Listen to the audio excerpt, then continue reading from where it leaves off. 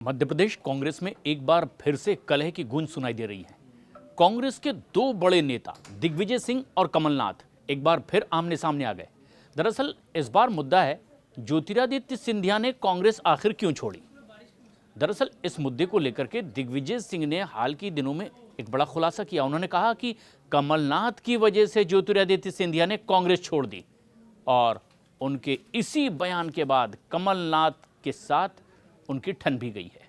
मध्य प्रदेश में 2020 में कांग्रेस की सरकार आखिर क्यों गिरी, इसे लेकर के कांग्रेस के दो दिग्गज और मध्य प्रदेश के दो पूर्व मुख्यमंत्री दिग्गी राजा और कमलनाथ अब आमने सामने हो गए हैं और अलग अलग अंदाज में इस मुद्दे पर तर्क दे रहे हैं। दिग्विजय सिंह ने कहा कि अगर ज्योतिरादित्य सिंधिया की बात मान ली गई होती तो कांग्रेस की सरकार मध्य प्रदेश में नहीं गिरती और इसका ठीकरा इस तर्क के आधार पर उन्होंने फोड़ा कि इसके पक्ष में वो भी थे जो मांग ज्योतिरादित्य सिंधिया की थी। इस बीच अब कमलनाथ ने भी दिग्विजय सिंह के बयान पर पलटवार किया है। उन्होंने कहा कि सरकार गिरने के कारण का खुलासा जो किया गया दिग्विजय सिंह के बयान के बाद, पूर्व सीएम कमलनाथ अब उसे लेकर के मुखर है। सोशल मीडिया पर सरकार गिरने का कारण उन्होंने अब खुद बताया। कमलनाथ ने अपने सोशल मीडिया पर लिखा कि मध्य प्रदेश में 2020 में उनके नेतृत्व वाली कांग्रेस सरकार गिरने को लेकर हाल के दिनों में कुछ बयानबाजी की गई। इशारा तो दिग्विजय सिंह की तरफ ही था।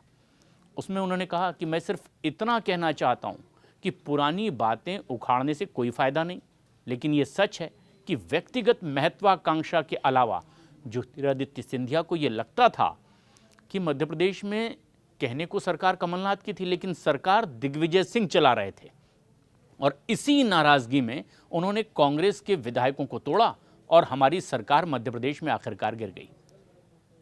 ये जवाब कमलनाथ का दरअसल दिग्विजय सिंह के उस बयान पर है जिसमें दिग्विजय सिंह कोई और ही वजह गिना रहे हैं।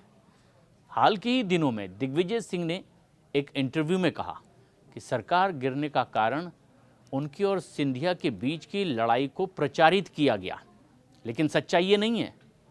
उन्होंने कहा कि ऐसी घटना हो भी सकती है और उन्होंने एक बड़े इंडस्ट्रियलिस्ट के घर हुई डिनर पार्टी का जिक्र किया। उन्होंने कहा कि एक उद्योगपति के घर डिनर पार्टी थी और इसमें कमलनाथ और ज्योतिरादित्य सिंधिया भी शामिल थे। दोनों के उनसे बड़े अच्छे संबंध थे।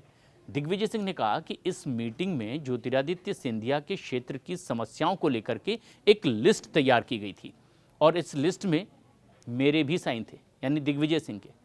और अगर सिंधिया जी की बातों को तब मान लिया गया होता तो कमलनाथ की सरकार मध्य प्रदेश में तब नहीं गिरती। ये दावा दिग्विजय सिंह का। मध्य प्रदेश में दरअसल 2018 में विधानसभा के चुनाव हुए थे और इस चुनाव में कांग्रेस को जीत मिली। कमलनाथ मुख्यमंत्री बनाए गए।